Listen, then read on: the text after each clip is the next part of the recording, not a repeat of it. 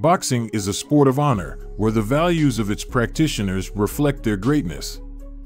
However, even the Great Iron Mike has been involved in controversial circumstances that have tarnished his career.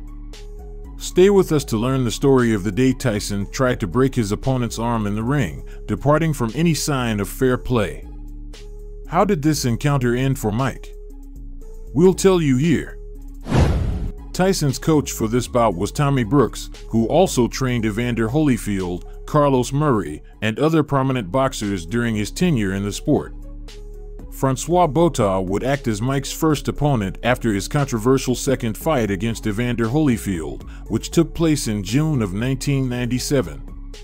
In that bout, Tyson was suspended for a whole year and took a year and a half to return to the ring. Many wondered if Tyson's comeback would make him as strong as he had been in the past.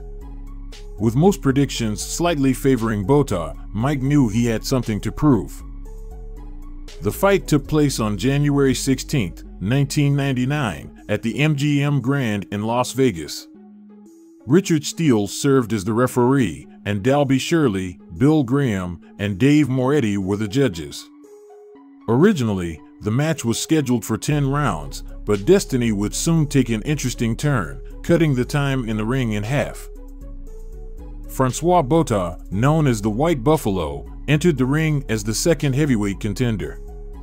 At 30 years of age, he had a record of 39 victories, with 24 of them by knockout, and had only been defeated once in his professional career.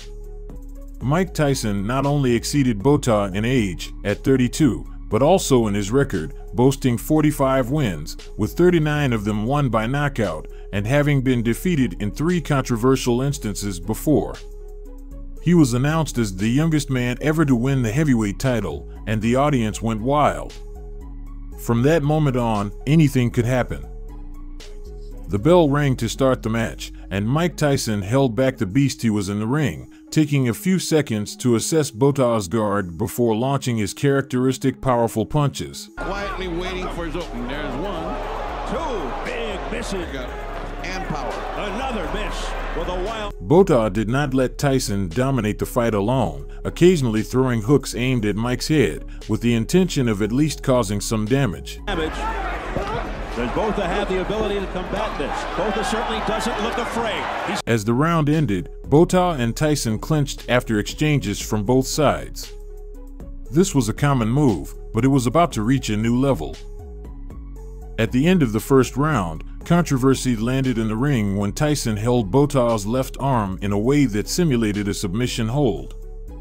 The White Buffalo didn't hesitate to hit Mike to free himself, but it was evident that he was being hurt. So with 10 seconds left in the opening round, scheduled for 10, Botha off to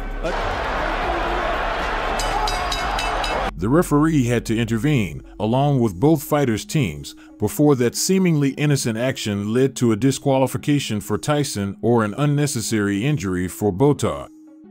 As a result, Steele deducted 2 points from Tyson, and that's when his fortune on the judges' scorecards began to be affected. Without further complications, the fight was resumed. The war had been declared, and at the start of the second round, both fighters came out of their corners with a new level of rivalry. Unexpectedly, Tyson continued attempting to hurt Botha's limbs when they clinched, and the referee had to issue warnings to both boxers to ensure a fair fight. When these tragic events began to fade, Tyson started to demonstrate that he didn't need tricks or gimmicks to take down an opponent like the White Buffalo. This one was more Botha than Tyson. Tyson missing again without. Forget all that. This is an alley fight, a straight fight. By focusing on delivering punches, Botha began to feel the pressure that only the Great Iron Mike could exert on any of his opponents. Tyson came out for the third round with a more aggressive attitude, but Botha began to catch the attention of the crowd by trapping him against the ropes, letting him go only when the referee created some distance between them. And Botha won the first round, so this is interesting. I gave Mike the second round because he landed. Mike seemed to be in trouble, but it was also a reality that Botha was occasionally losing his balance. They say there's nothing more dangerous than a wounded animal, but with two beasts in the ring, everyone wondered who would prevail over the other. During the last 30 seconds of the third round, it was evident that Botha was trying to buy time and prevent Tyson's attacks by constantly hugging his opponent's body. I'm for you. So Mike using his weight to bowl. Remember, we've seen Botha go past 5 and struggling. And that's exactly what Botha said. Just get Tyson into the deeper rounds. Seeing no chance of knocking him out, prolonging the fight was his best strategy, and he was taking advantage of it. With the arrival of the fourth round, Tyson's aggression continued to rise. He knew that the first round takedown could cause problems on the judges' scorecards, and he needed to end the fight as soon as possible if he truly wanted to leave the ring that night as a winner. Botha occasionally landed good combinations to Mike's head and body, but his passive fighting style showed that he was following the strategy everyone had pointed out as the best to increase his chances of beating Mike: hit and move. Try to stay far enough away from the beast not to fall into its clutches, although Tyson, unconsciously, was getting closer to his prey.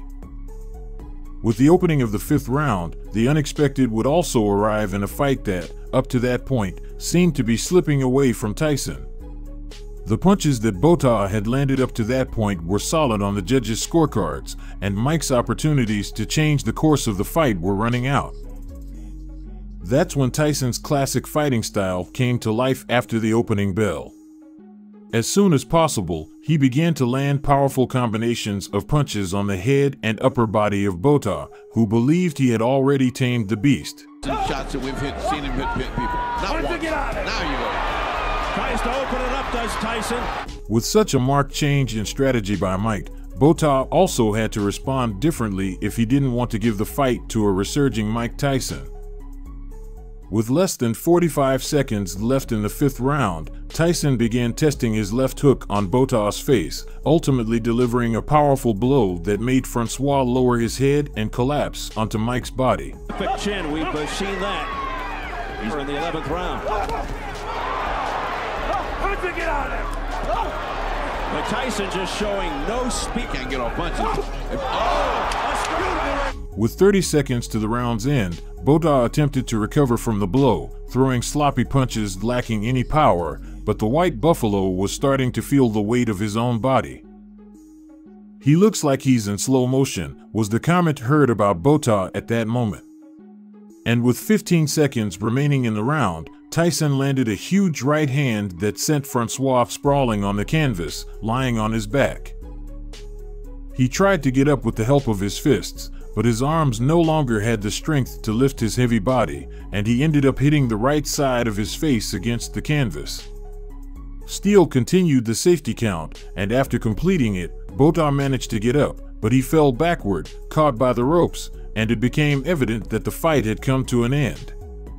Both Steele and Tyson tried to support the body of a white buffalo that had just been hunted. An image worthy of the great fighter with values that Mike had been from the beginning.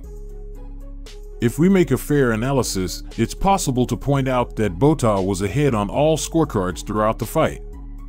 If not for the tremendous right hand that Tyson managed to land, the outcome of this contest could have been very different. Surprisingly, after the fight, Tyson didn't hold back in making statements about the controversial end of the first round. Mike claimed that it was an attempt to break his opponent's arm, surprising those who still believed in the good sportsmanship Tyson had shown in his early professional career. If you've made it this far, remember that the best way to support our content is by liking and subscribing to our channel for more videos like the one we've just delivered. Do you think Botha ever had a real chance to beat Mike Tyson? We're listening in the comments.